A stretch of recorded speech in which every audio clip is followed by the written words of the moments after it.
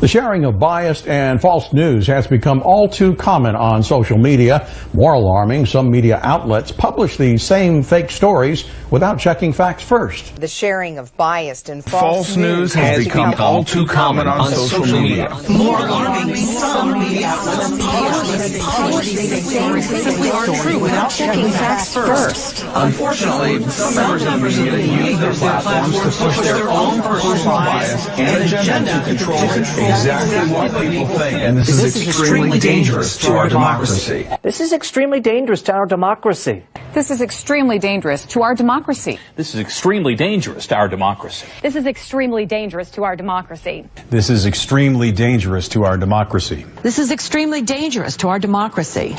This is extremely dangerous to our democracy. This is extremely dangerous to our democracy. This is extremely dangerous to our democracy. This is extremely dangerous to our democracy. This is extremely dangerous to our democracy. This is extremely dangerous to our democracy. This is extremely dangerous to our democracy. This is extremely dangerous to our democracy. This is extremely dangerous to our democracy. This is extremely dangerous to our democracy. Not only have our media corporations been funded and owned by high-end Illuminati elites and puppets like the Rockefellers and Robert Maxwell since their inception, but this same system of control also remains today. Even outside of the United States, in nations such as the United Kingdom, a handful of Illuminati cabal billionaire elite puppets own all media corporations. These media corporations receive huge amounts of their funding from major trusts and foundations and from major corporations through advertising. The level of infiltration is outstanding, and all you have to do is follow the money and you will find the same individuals and foundations at the top. And most people understand and recognize this.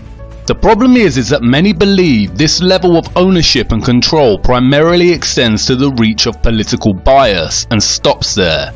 For example, it is well known that Harold Evans, a former editor at the Sunday Times, made it very clear to the Leveson inquiry how Rupert Murdoch interfered with the content of the paper. Evans was often rebuked for not doing what Murdoch wants in political terms, including when reporting on the economy. But again, the scandal of injecting political bias into reporting is just another form of theatre. Remember, the Illuminati elites own it all, and in reality right and left are just two wings of the same bird. What most do not realise, however, is the extent of infiltration in our global media and the staggering reality that the media was created with the intended purpose to control the masses. In 1948, Frank Wisner was appointed director of the Office of Special Projects, which became the espionage and counterintelligence branch of the Central Intelligence Agency.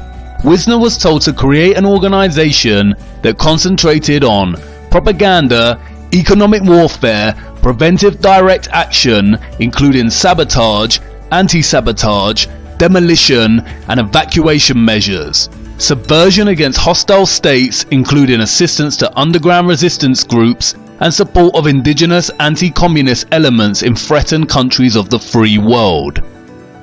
Later that year, Wisner established Operation Mockingbird, a program designed to influence American media. In the beginning, Mockingbird was created and led by Wisner, Alan Dulles, Cord Meyer, Richard Helms, and publisher Philip Graham of the Washington Post. Their main focus was to interact behind the scenes with major media outlets and get reporters on the CIA payroll. The agency had them all in their pockets: ABC, CBS, NBC, Time Magazine, Life Magazine, Newsweek, Associated Press, United Press International, Reuters, Scripps Howard, and Copley News Service. William Schaap, world-renowned legal scholar, author, and university professor, did much to expose the role of the CIA in popular culture, showing that it spent 1/3 of its budget on media propaganda operations. As publisher of The Lies of Our Times, Schaap showed that the CIA owned 250 different media networks across radio, television, and the newspapers. William Casey, the director of the CIA during the 80s, famously stated, "We'll know our disinformation program is complete when everything the American public believes is false." Richard Keeble, Professor of Journalism at the University of Lincoln, explores the relationship between the UK media and the nation's secret services in his book, Close Encounters of a Strange Kind, a critical history of the links between mainstream journalists and the intelligence services in the UK. He quotes Roy Greenslade, who has been a media specialist for both The Telegraph and The Guardian, as saying, most tabloid newspapers, or even newspapers in general, are playthings of MI5. Richard Keeble states that Block and Fitzgerald, in their examination of covert UK warfare, report the editor of one of Britain's most distinguished journals as believing that more than half of its foreign correspondents were on the MI6 payroll. And in 1991, Richard Norton Taylor revealed in The Guardian that 500 prominent Britons were paid by the CIA and the now defunct Bank of Commerce and Credit International, including 90 journalists. David Lee, former investigations editor of The Guardian, wrote about a series of instances in which the secret services manipulated prominent journalists. He claims reporters are routinely approached and manipulated by intelligence agents, and identifies 3 ways in which they do it. 1. They attempt to recruit journalists to spy on other people or themselves attempt to go under journalistic cover. 2. They allow intelligence officers to pose as journalists to write tendentious articles under false names. 3. The most malicious form. They plant intelligence agency propaganda stories on willing journalists who disguise their origin from readers. Robert Maxwell, father of Ghislaine Maxwell, owned the Mirror Group newspapers. He was also a triple agent for the CIA, MI5 and Mossad. Anderson Cooper, a prominent CNN anchor, apparently interned at the CIA before assuming his role at CNN. As if anyone can just intern at the CIA. And he is also the son of prominent high satanic priestess Gloria Vanderbilt. Similarly, there is a striking coincidence in the time frame from when the Pentagon DARPA-run LifeLog operation was shut down and when Facebook was launched. LifeLog aimed to gather in a single place just about everything an individual says, sees or does.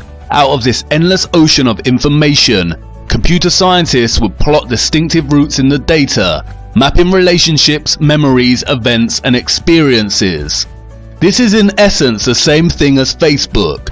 The LifeLog project was cancelled by DARPA on February 4th, 2004, the exact same day that Facebook was founded. They want you to believe some loser geek invented Facebook at Harvard, when in reality it was born from the secret military-industrial complex. Disguised as social networking, it is a subtle propaganda machine of control, influence, data collection and surveillance. Again, all of this points to infiltration instead of invasion. They know, as of today, and I say as of today at this hour, we have 33 confirmed positive tests for the virus. Yesterday we had 22 cases. Today we have 33 cases, so it has gone up by 11. That brings, those are 11 new cases.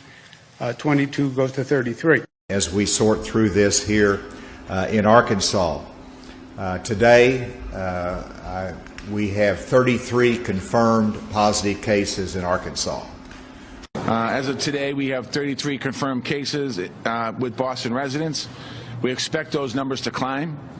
As of this afternoon, we have 33 Pennsylvanians who have tested positive for COVID-19.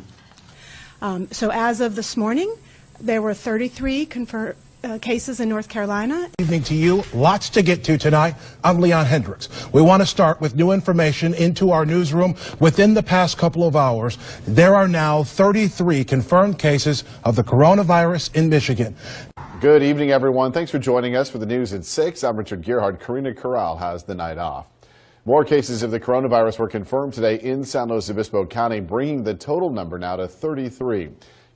Right now, Georgia is reporting a total of 99 cases in 19 counties. That is 33 new cases from just yesterday. Good afternoon. I'm Karen Swenson. More cases and more events affected. Here is the latest coronavirus news.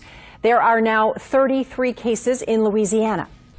As expected, the number of cases of COVID-19 jumps. A total of 33 people in our state have been tested and are confirmed to have the coronavirus. Day 4 of the shelter-at-home order brought 6 new confirmed cases of the coronavirus to San Luis Obispo County, bringing the total number to 33.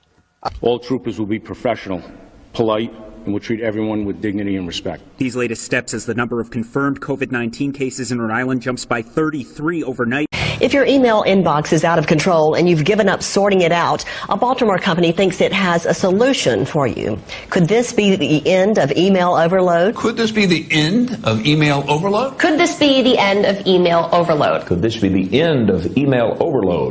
the end of email overload? Could this be the end of email overload? Could this be the end of email overload? Could this be the end of email overload? Could this be the end of email overload? Could this be the end of email overload? Could this be the end of email overload? Could this be the end of email overload? Could this be the end of your email overload? Could this be the end of email overload? Could this be the end of email overload? Could this be the end of email overload? Could this be the end of that email overload? Could this be the end of email overload? Could this be the end of email overload? Could this be the end of email overload? Could this be the end of email overload? Could this be the end of email overload?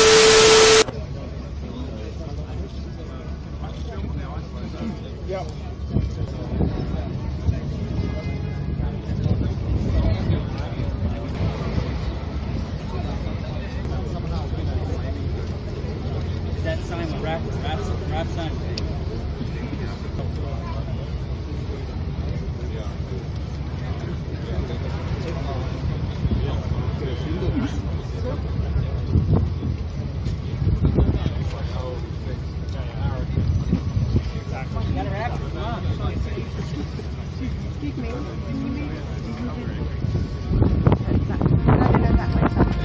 Simon Moses reporting. What I want to show you now, viewers, is a wonderful scene.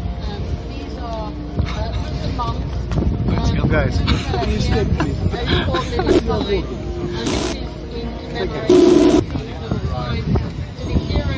Reporting. What I want to show you now, viewers, is a wonderful scene. These are Muslim mums. There's a little fella here who's bought a little sign, and this is in commemoration. You can see his little sign to the heroes of London. There are flowers on the street here. Ladies with hashtag turn to love, hashtag ISIS equals enemies of Islam, hashtag ISIS will lose, hashtag turn to London. And I think a poignant scene, and a scene we should sit on just for you viewers to understand exactly how people feel here on the streets of London, so close to what were such brutal attacks last night. These supposed coincidental headline and update echoes between news anchors and reporters sounds very scripted, because they are. Just in the same way the ethnic inequality stand was staged in London. The media complex is a highly compromised industry that ultimately has the most power over the entire world. It is in the grips of the Illuminati, compromised secret services, a select handful of billionaires, and carefully disguised plants. Whatever they say, we believe. It is truly the most powerful entity in our world, and its grip extends far beyond journalism.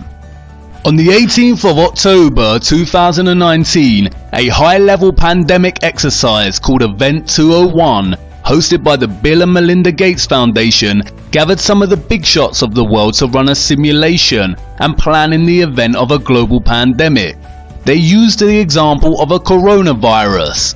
What foresight they had! Even the stuffed toys they handed out on the day looked similar to the media's representation of COVID-19. In segment 4 they discussed communication strategies. They began with a mock news report